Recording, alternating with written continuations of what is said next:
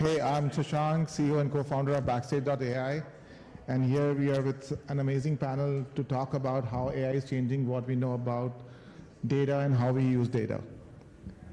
And before we start, I'm just going to talk a little bit about AI. It's we are living in the world where data isn't just a byproduct of our digital lives. It's the new gold. And if data is the gold, then AI is the treasure map that helps us find it, polish it, and turn it into something valuable. But let's be honest, AI isn't just helping us making sense of all this data. It's also making us rethink what we even know about our world. Imagine you have got this mountain of data. AI is like that super smart friend who comes over, looks at the mountain and says, I know exactly what to do with this. It finds the pattern we never see, predicts trends before they happen, and sometimes even surprises us with the insights we didn't know we needed. But as someone famous said, with great power comes great responsibility.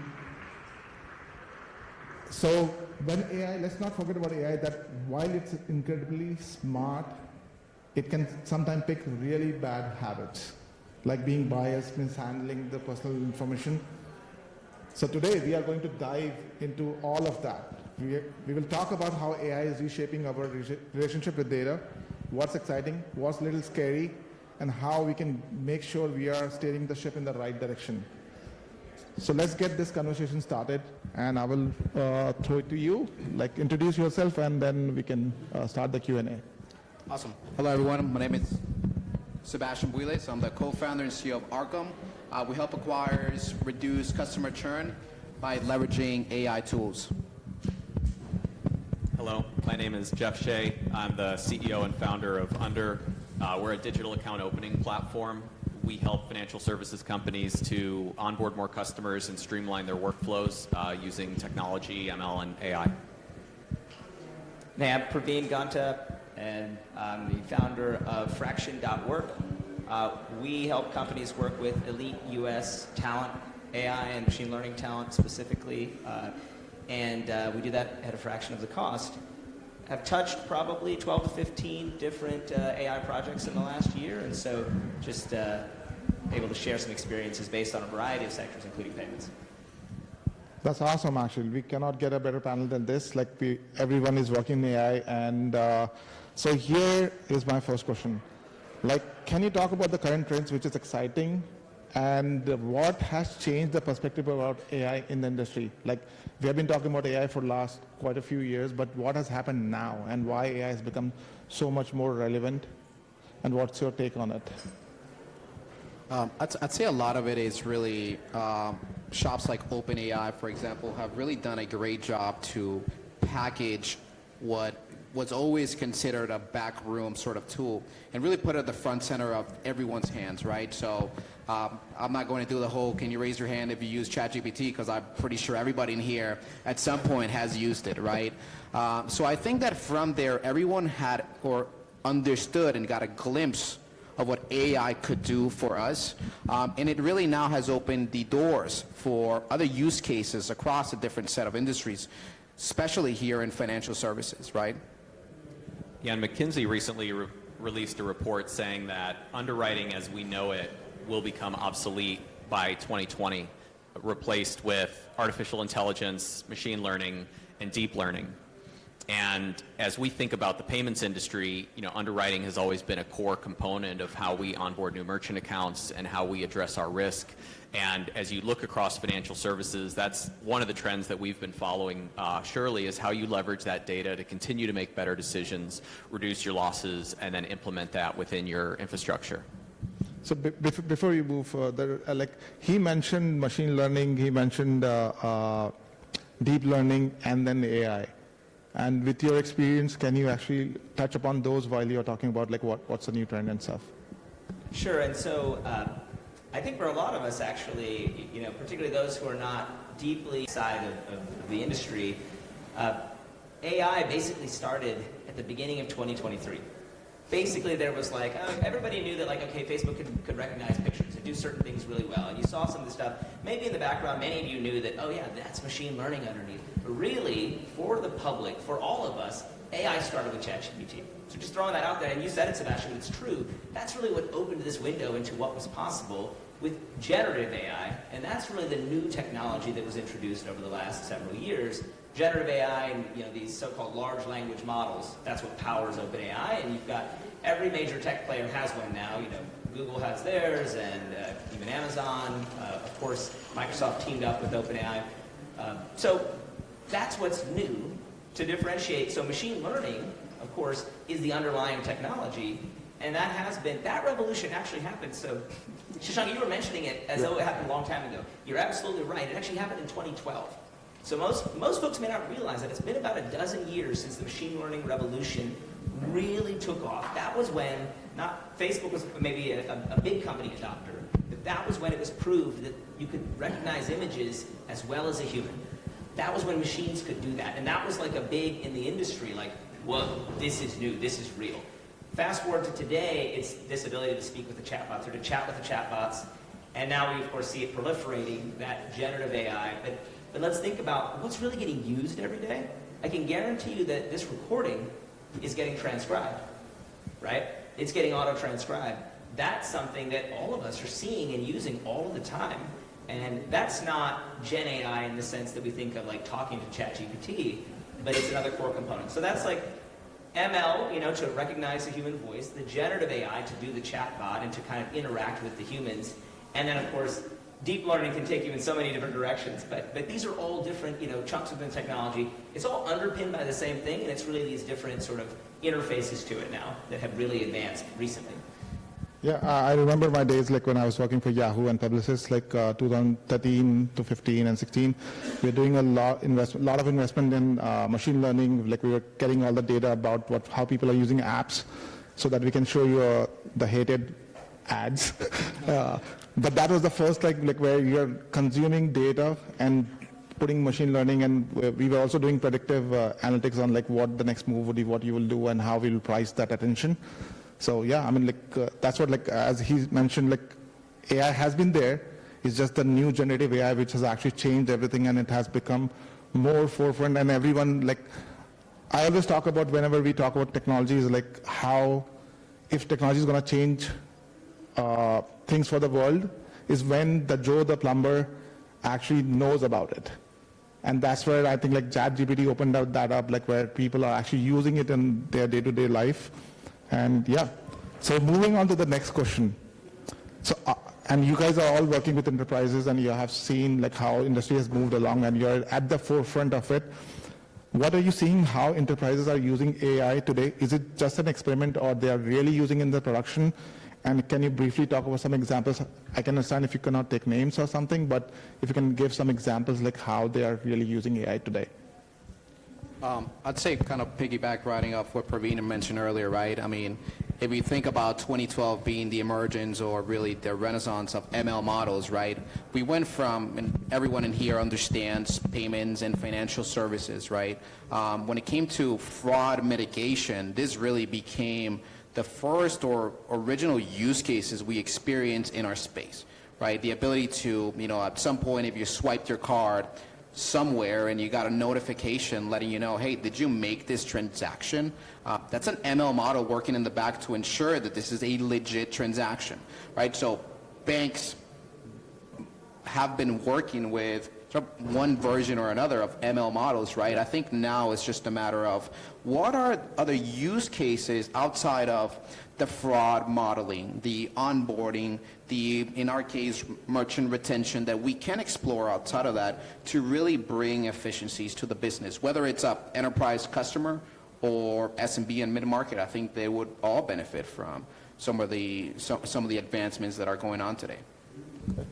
Yeah, and doubling down on that, I think we've all probably experienced some of the pain maybe that it's caused, where you maybe try to use a credit card somewhere and you can't, and it's a real transaction, but part of you deep down maybe recognizes, I'm glad that maybe they're checking this because maybe I'm making a transaction that's atypical or going through a process which is creating some protections for me, and that's often being doubled up with 2FA technology and a variety of things. But I think on the the generative side, and not even just like exclusively to banking, what I'm seeing the most is this leveraging of learned language models to help assist with tasks that you're doing.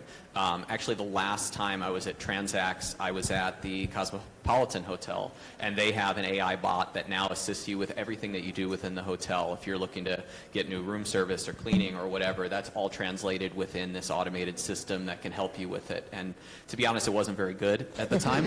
So I would say that they are This is 2012? They are in beta mode. I guess this was 2023. There was a lot of things it couldn't do, but I think we're seeing more and more now with our daily tasks and activities of what we do.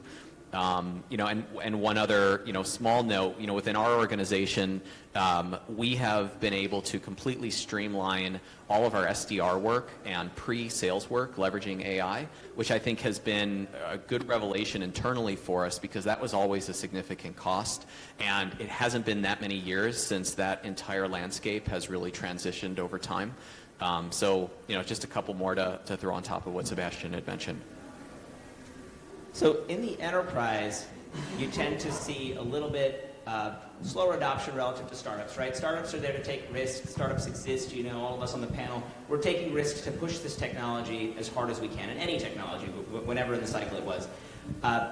So we see, just to give you a quick example from that world, working in the legal tech space, we have a client where the application is listening in on calls, the calls that come in when folks get into an accident. And you see all the billboards for all the attorneys, right? And so why do those exist? It's so that you remember that number and you make that call from the accident scene.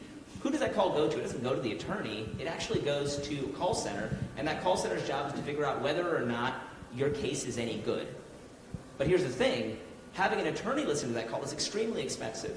So you can't have an attorney do it. So they try to train the call center workers, and it's been an ongoing struggle in that industry. So fast forward to now, the app that's being built, it's listening to the call simultaneously with the call center person, and it's literally red, yellow, green on the screen, and it's sort of prompting them and like, this is why, I think that this is a good call, or oh, this, take note of that. That makes it sound like, this person's at fault. You're not going to win this one. Hang up. And so that's an example that's getting into a heavily regulated space. That's why I bring it up. So we're seeing startups that are getting into very heavily regulated spaces. But at the enterprise level, I'll give you 2 use cases that are already happening or have already happened. One is what I would characterize as the best use case for generative AI today. And that's actually code generation. So everybody here is using technology, right? And almost all or all of your organizations are building some amount of tech in-house. Particularly the larger organizations, right? You have large tech teams, you're building tech in-house. And so, whether it's GitHub Copilot or, Amazon Code Whisperer, or there's so many of them, Anthropic has, Claude is quite good at writing code. The developers are using this stuff, right? So that's getting adopted almost universally at this point. And if you look at the Microsoft study, obviously they're a little biased, but they say it's a 50% improvement in productivity in terms of writing code for developers. We actually see within our practice closer to 100% for those who effectively adopt it. So that's a huge improvement in productivity, and we're seeing it in enterprises too. And then we're also seeing some enterprises. So Samsung came out with a statement that they barred all developers from touching any of these tools, right? Because you don't want your code going out into the world. But guess what? It's getting easier and easier to run these models, particularly those that are used for code generation.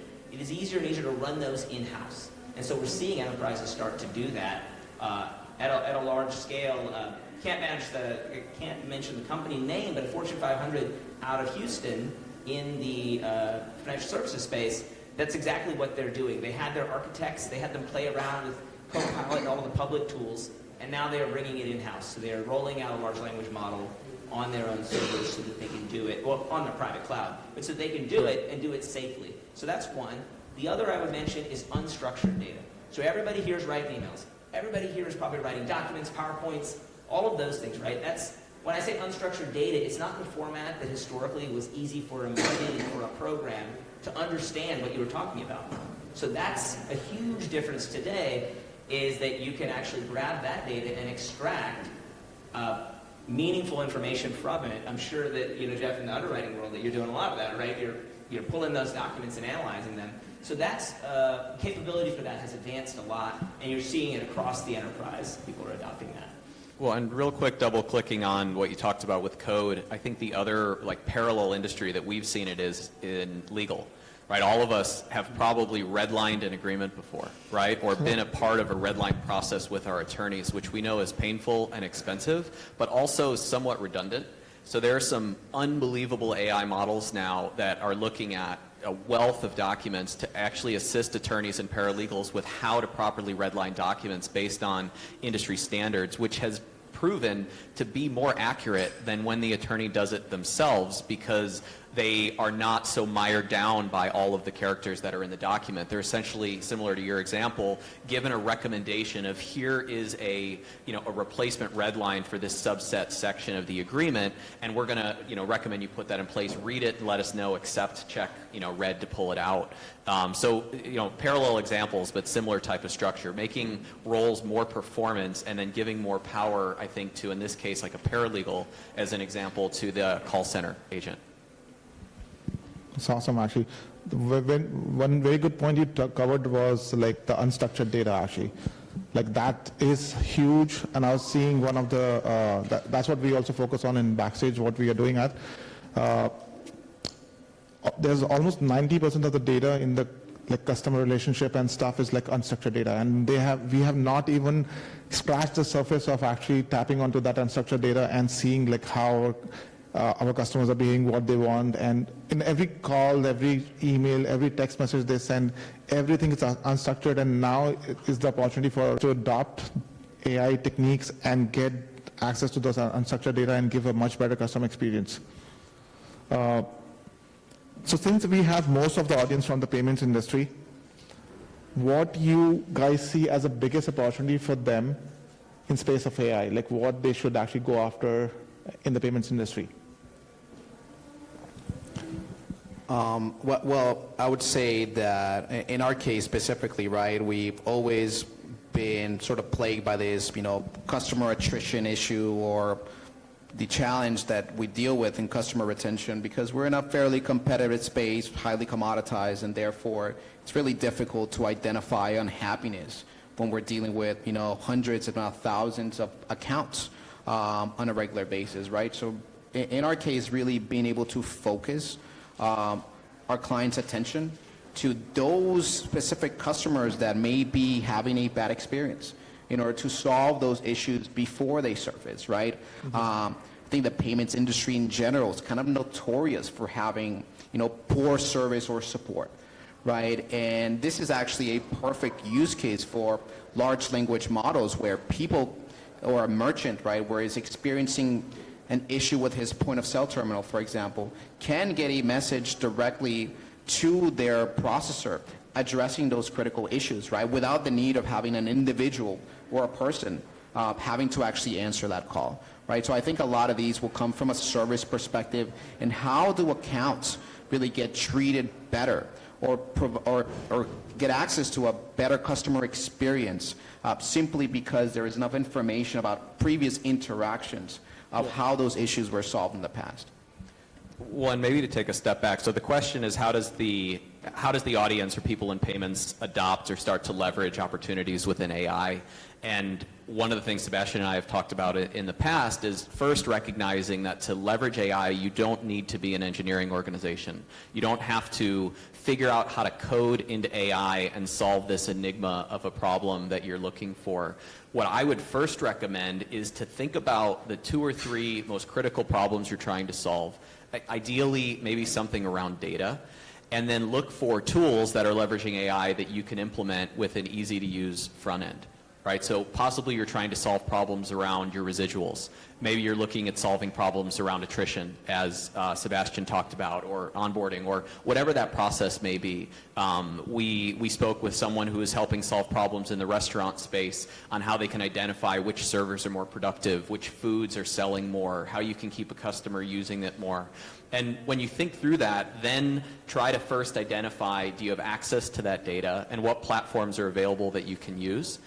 that would be where I would recommend like dipping your toes into the process, because it doesn't need to be mutually exclusive that AI equals an engineering effort. It's really solving problems around, internal, core problems that you're trying to solve within the business. And we'd be happy, later to kind of give a list of what some of these may look like, but there's a lot of great tools out there that are easy to implement today, regardless of skill set in the company. Yeah, actually, Jeff, that's a great point, and just dovetailing on that, you can accomplish so much, organizations can accomplish so much these days with a combination of low-code tools, which say there's still a little bit of, mild technical effort there, a lot less than in the past that we were writing code.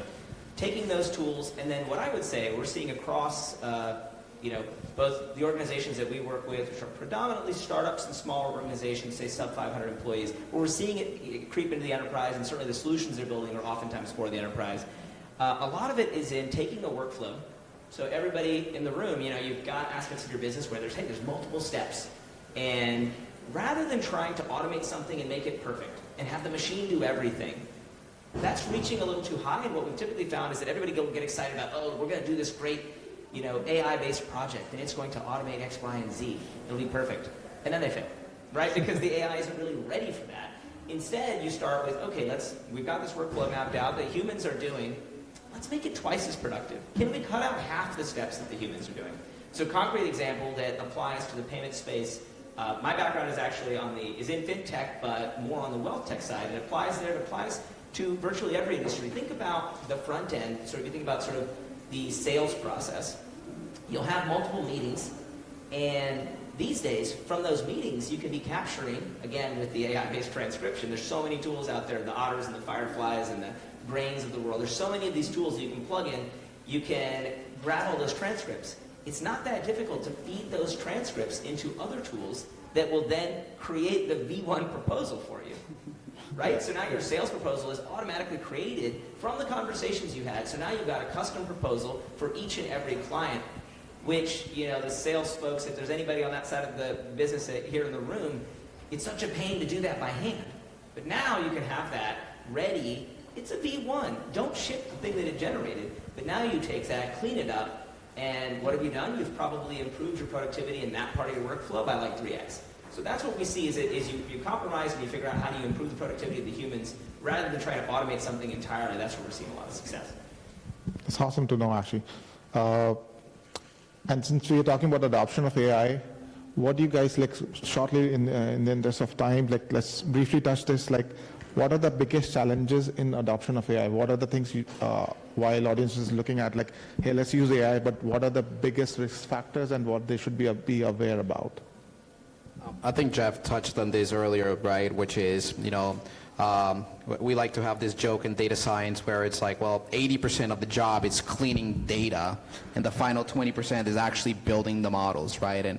And although it's, all jokes aside, right, it really is important for the data to be there, and many times it can come from different systems, right? And it really depends on the question we're looking to answer, right? But having the ability to source that information regardless of systems and be able to bring it to a level where, okay, I am pairing my support tickets with my transactional information, with my terminal or equipment information, all belong to this one single merchant, I can now work with that data set, right? And I think that for the most part, people try to overcomplicate the fact that, if you are a sales agent selling credit card processing door to door, right? You'll receive a residual file at one point from your processor, which can be loaded into a database where you can access later after 12, 24 months. You have a decent data set that you can actually infer something from, right? So I'd say that always starting with that data collection part and having access to that information, it's key to leveraging any AI models for that matter. Yeah, and I think you just gave a really eloquent answer to this on your last topic that you were talking about. It's setting proper expectations and starting with a portion of the process. So, for example, maybe it's in marketing. We had mentioned that we've been able to automate a lot of our SDR processes, right? So the expectation wasn't let's automate sales with a click of a button that does everything from start to finish. right? The expectation might be, let's figure out how we don't have to take notes in our discovery calls and automate that. And then maybe step 2 is let's convert those notes into a sales proposal. And you can continue down the funnel. Or if you're thinking about customer generation, how do we better identify who might be our customers and come up with a process to draft the right content that would go to those customers? So I think that's key, and honestly something that sometimes we struggle with our customers in our business is there's an assumption that automation is truly end-to-end, covering every single aspect of a business, and that does make problems more challenging to solve with those expectations. And then really thinking about, again, whatever the goal is internally within the organization, because there likely is going to be quite a variance in that if we polled the room. Yeah, and I'd add to that so in this industry, in payments, or in any time if you're moving money, how accurate do you have to be? 100%, right? I mean, okay, maybe 99.999 or something like that is good enough, but you can't have the hallucinations, right? That's why there's skepticism and there's a little bit, there's conservatism around implementing AI, because those risks do exist and they're real. My own background coming from, wealth tech and serving financial advisors, in that space, it's very similar, right? You can't have a tool that goes off the rails and tells a client something that is either factually incorrect or, you can't misstate, Lord knows you can't misstate returns and things like that, if you're talking about investments. It's very dangerous. So in those cases, so that's the hallucinations problem, which has kind of slowed the adoption down. What I'd say there is that there's a path, and this is what a lot of the healthcare-oriented companies, startups, large organizations as well are doing, is you may keep some of the underlying kind of the system. It might be written, I'll just call it old school. Old school in the sense that it is code or programs or rules that were written by humans. And then what you're actually doing is you're using this new technology that let's be honest, consumers are getting to almost expect it. Now with ChatGPT and these things having been out for over a year and a half, folks are expecting that your chatbot is not dumb anymore, right? It can't be completely canned. Yeah. So what you do instead is you just layer you could start by just layering that on for the final bit of communication, whereas the underlying answers come from the system underneath. These are techniques called RAG, and you maybe you've heard some of these acronyms. We don't need to go into all of it here, but there are ways to do that where you can lower that kind of error rate and that hallucination, the scary stuff, while still tapping into what the consumers expect. Yeah, definitely. I mean, that's the trend I'm also seeing is like, you may have a large language model as the underlying base stuff, but like it's just getting used for getting some information, but you have the RAGs and then you have a small language models. Now this is something new which is people are talking about, small language models, and that is specific to your data. It's not going to the larger open source LLMs to get the answers for, so that you can prevent those hallucinations and giving some bad responses. But I like also another thing you touched upon is like human in the loop, in a way that, hey, take baby steps. You don't have to automate everything. You guys all touched upon it. Like, you can take baby steps. You can think about productivity boost, where you already have people. They can actually leverage AI for increasing their productivity. Like you mentioned, like when you're on the sales call, I've seen most of the time they are taking notes, and that's such a distracting thing to do actually. Like while I'm talking and the salesperson is taking a notes, it's like, is he paying attention to me or is he taking notes? While now AI can do that, like you just use AI for that. Or is it just texting? Because like you're doing it on your phone and it's like, it looks so bad in a meeting. Yeah. So yeah, I mean, so going to the last question of the session, which I think like everyone has these discussions nowadays over dinner or drinks or something, like, is AI gonna take my job away? What's the future? And everyone should we be scared of AI, or should we, as an employee, as everyone making their livelihoods, what should we take AI as?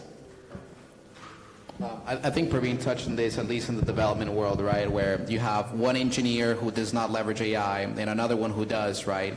The engineer that leverages AI is going to be, 2-3x more productive, or at least in the case of Microsoft, 50% more productive, right?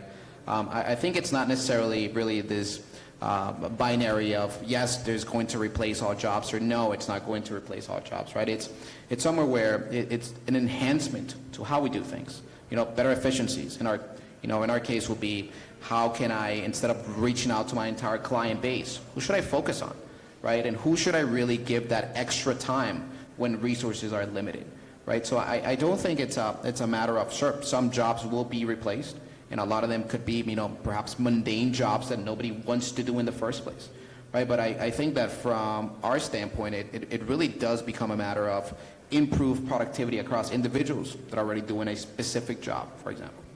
Got it. Yeah, and I think it's a matter of empowerment.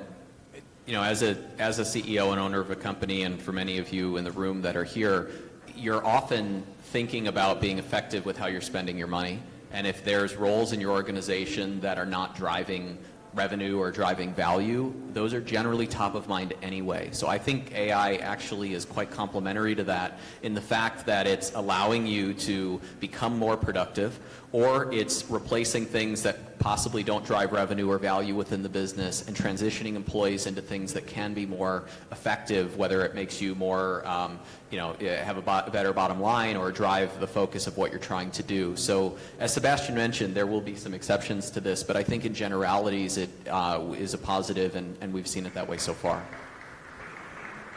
So I have a specific take here. I literally actually just reported for half an hour on this topic this morning. I won't get into all of that, except to say that if I get into econ speak too much here, I apologize. But what we see here, certainly in the software world, but across a range of industries, speaking at the legal tech client I mentioned, speaking to attorneys, speaking to other sorts of knowledge workers, bankers actually. We've seen this as well. We've seen actually public announcements from Goldman and other major banks. Productivity is rising fast.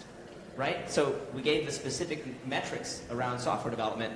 So if productivity all of a sudden jumps 50 to 100%, there are past analogies. This has happened before. This is not a brand new thing. What do you think happened when cars were invented, right? So an entire set of industries went out of business, to do with horses and to do with sort of animal-based transportation. They all went out of business. Millions of people lost their jobs, right? That happened. What happened when transatlantic flight happened, right? Another transportation example, but there were literally probably hundreds of thousands of sailors that were put out of work. Sailors as in all the big ships that used to cross the Atlantic. So these things happened. Did unemployment permanently spike up? Of course it did not. New jobs, new things that we can't predict today were invented. But in the short term, I'll give you this. What we're seeing is that senior software developers are becoming quite a bit more productive, and they're not needing as much help from juniors. Senior attorneys are becoming quite a bit more productive and not needing as much help from juniors. And this is happening in industry after industry. So I actually think that for those senior workers across industries that adopt it, it actually makes you more productive and more effective. The question mark in my mind is, how does the current set of new folks that are entering industries, how do they come up? And I think that's an unanswered question. In the medical world, we see the notion of residency. We see a longer-term sort of training cycle to get someone to effectively be senior the day they touch patient number one that is their patient. Are we going to see some sort of transformation where you've got to kind of learn for a longer period before you can be a senior developer? I don't know. I'm making that up, by the way. I have no way to predict. But I suspect that we're seeing a drop in demand in junior roles. That we see. That we know. We've already seen it. How that gets solved for is an open question. Cool. I always say, your job is never going to be replaced by AI. It's a person who's using AI better will replace you rather than the AI replacing you. So this was an amazing panel. Thank you so much. I will open up for a couple of questions from the audience if there is any. Sure. Question, just like a survey of everybody. Do you prefer open source or closed source software? Yeah. Open source AI or closed source? I would say quickly that we advise clients to do their MVP using the large language models that are just out there and easy to access. So OpenAI or use Claude or use whichever one you choose, because it's fast, because you're getting high quality experience in terms of results, and then when you're ready to go to production, if security and privacy are concerns, there are so many models that you can deploy then to take it from there. But if you can't get it to work with the best of what the big models have to offer, you probably need to figure that out before you take that next step. All right. I think we are over the time. We Yeah, you can reach out to all of us if you have questions. We can definitely happy to answer. But thank you so much, everyone.